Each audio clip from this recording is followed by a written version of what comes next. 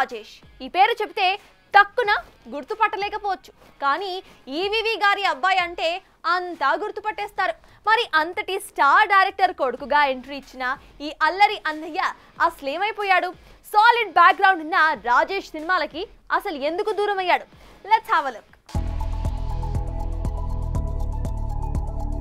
ఈదర ఆర్యన్ రాజేష్ ప్రముఖ తెలుగు సినిమా దర్శకుడు.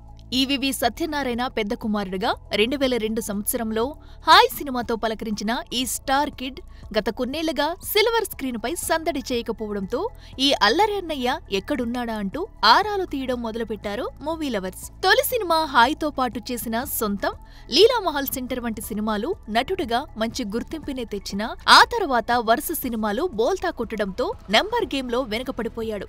అయితే అల్లరి సినిమాతో ఎంట్రీ ఇచ్చిన తమ్ముడు అల్లరి నరేష్ మాత్రం మంచి కామెడీ హీరోగా క్రేజ్ కొట్టేయడం విశేషం. అయితే తిరిగి కంబ్యాక్ ఇస్తానంటూ 2012వ సంవత్సరంలో బాలరాజు ఆడి బామ్మర్ది అనే సినిమా చేసినా అంతగా ఆడకపోవడం, యంగ్స్టర్స్ దూసుకురావడంతో క్యారెక్టర్ రోల్స్ కి షిఫ్ట్ అయిన రాజేష్ వినయ విధేయరామ అనే సినిమాలో రామ్ చరణ్ కి బ్రదర్ గా నటించి మంచి మార్కులే కొట్టేశాడు.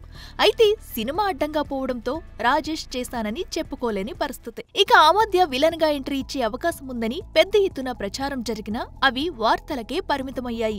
ఇక ఆ తర్వాత ఈ మధ్యనే డిజిటల్ ఎంట్రీ కూడా ఇచ్చాడు.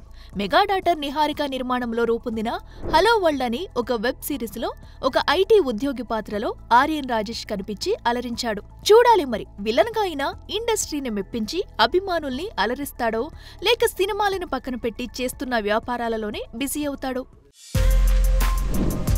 For more videos like this, subscribe Big TV channel.